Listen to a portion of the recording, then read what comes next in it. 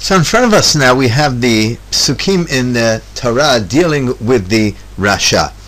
And as we said before in the last lesson, V'haya ki yamru aleichem b'neichem, when your children will tell you, as we mentioned, ma avoda azot lachem, this we said this challenge, this rejection of the Torah, ma avoda azot lachem, what's this service for you, as if he has no interest in it whatsoever.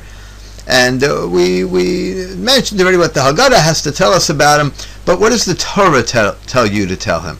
And so here we have what the Torah says, and the Torah says, V'amartem, this is what you should say, V'amartem, Zevach Pesach hu LaHashem, this is a sacrifice to God, Asher Pasach al Batei B'nei Yisrael, and that he passed over the homes of B'nei Yisrael, B'Mitzrayim in Egypt, B'Nakfo et Mitzrayim, when Hashem, during Makas Bechorat, as we know, when HaKadosh Baruch Hu punished the Mitzrayim, Ve'et Batenu Hitzil, and he saved our homes, Vayikod, and they bowed, Ha'am, all the people, Vayishtachavu, and they bowed down. So we have what the Torah says, and we have the answer. He says, Ma havoda azot lachem, what are you doing this avoda for? And you answer him, it's a sacrifice to HaKadosh Baruch Hu, to Hashem, to God, because he passed over our homes at the time of the plague of the firstborn. He saved our homes, and all the people bowed down. Okay, so we tell him, we answer him, he asked the question, true, he asked it with attitude, true, he asked it as a rejection, he asked it as a challenge, but we answer him, beautiful. What does the Haggadah have to say? So if we look at the words in the Haggadah, and here we have the Rasha in the Haggadah, and we have the words of the Torah again, Rasha Mahu Omer, what does the Rasha say? And the Haggadah tells us exactly, Ma ha'avoda hazot lachem, and the Haggadah here quotes exactly what the Torah said.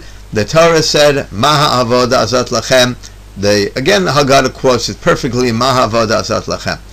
But now the Haggadah then also makes a judgment, and it says lachem, what he said, Ma havoda hazot lachem, he meant to you, velo lo, but not to him, and we've explained this previously, because as we said, he rejects all of this. Okay, and what do you answer him? So we know the Torah's answer, we read it before, the Torah said, you tell him, Zevach Pesach hu LaHashem, that the Haggadah has a totally different take. And look what it says, Ulefi shahotzi et atzmo min haklal, and since he removed himself from the congregation, kafar ba'ikar, we therefore consider it as if he denied God's existence, the very root of our belief.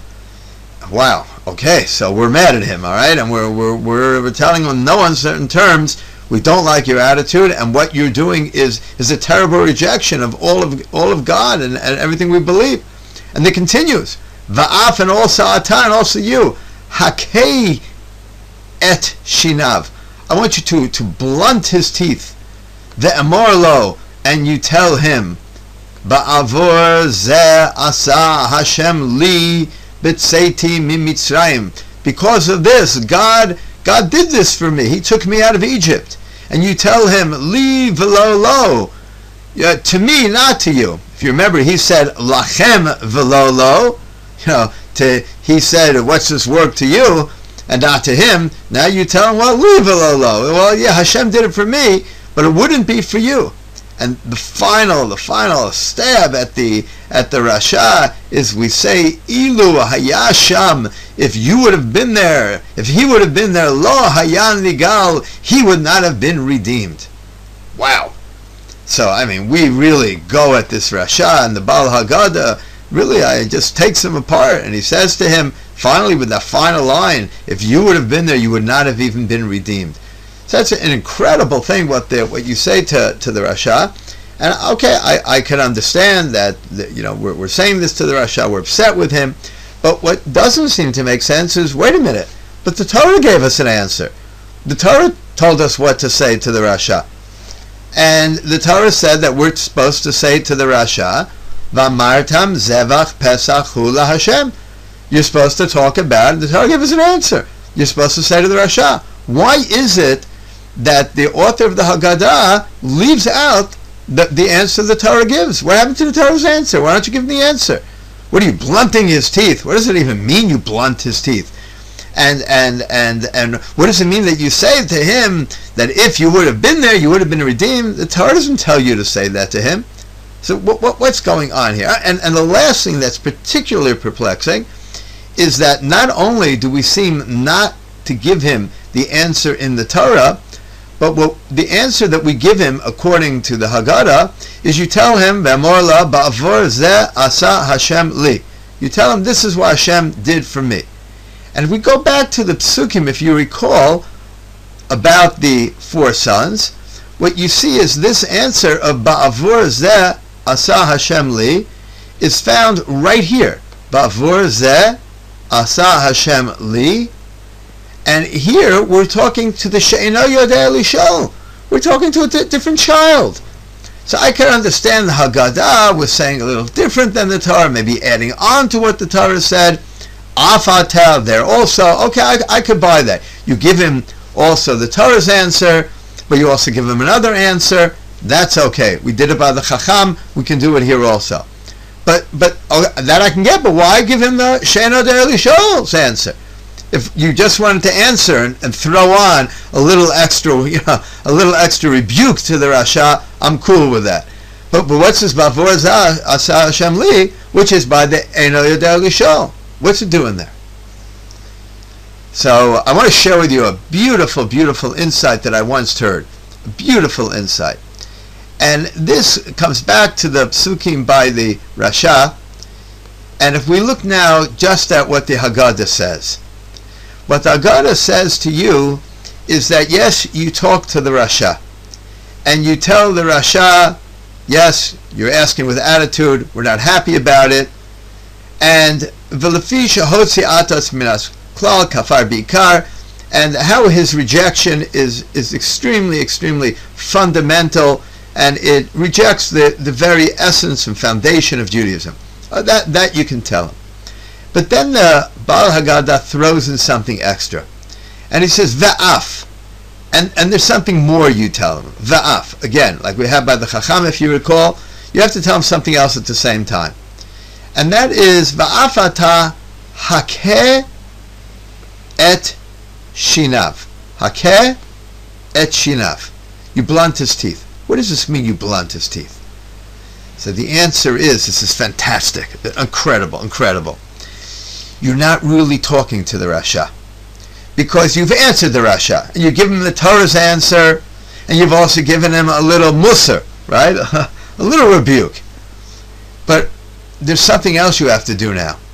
You have to take care of the influence that the Rashas may be having on the other children. And here you have another problem. And therefore it tells you in these words here, Hakeh et shinav. Blunt his teeth. What does it mean, blunt his teeth? It means don't let him bite somebody else. And mitigate the bite that he has on the other children. Because other children are at that table and they're hearing this, and they're seeing this attitude. And bad attitudes are catchy. And so therefore you have to address the attitude that the Rasha brings in. And you have to tell him, but here very interesting, who are you talking to? Who are you talking to? You're not talking to the Rasha anymore. You're now talking actually to the She'eno Yodeh Lishol. You're talking to the very, very impressionable younger child. The Emor Lo here is not to the Rasha. It's giving the same thing. Ba'avur Zeh Asa Hashem Li b'tzeitim Mitzrayim. You're talking to She'eno Yodeh Lishol. You're giving him the answer the Torah said for the She'eno Yodeh Lishol. Ba'avur Zeh Hashem Li b'tzeitim. I'll prove it to you. This is fantastic. Look at this. As it says, Li v'lo lo. It says Hashem did it for me and not. Doesn't say not for you. Li v'lo lo. Li and not him.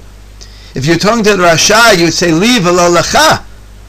Me, not to you, but it's a Li v'lo lo. And look at this at the end.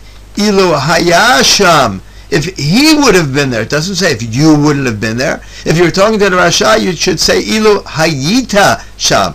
If you would, but rather you're not talking to him. You're talking to the She'eno Yodeh Lishol, and you're telling him that don't listen to the Rasha. Don't be influenced by the Rasha. Ba'avur Zeh Asa Hashem Li. You, they identically show you that impressionable young child who's looking at this. Don't be impressed. Don't be caught up on what he's saying. Li v'lo, Hashem did it for me, but not for him. Ilu hayasham lo hayan nigal. And so we have therefore this very, very incredible idea that the Haggadah, therefore, as we said, tells us that the Rasha, you not only speak to the Rasha, but you also speak to the other children. But the question is, where did the Baal Haggadah, where did the author of the Haggadah get this idea from?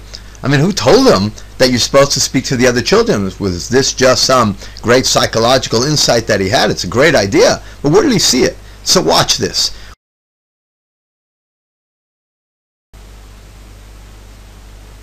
We turn now to the Psukim again from the Torah.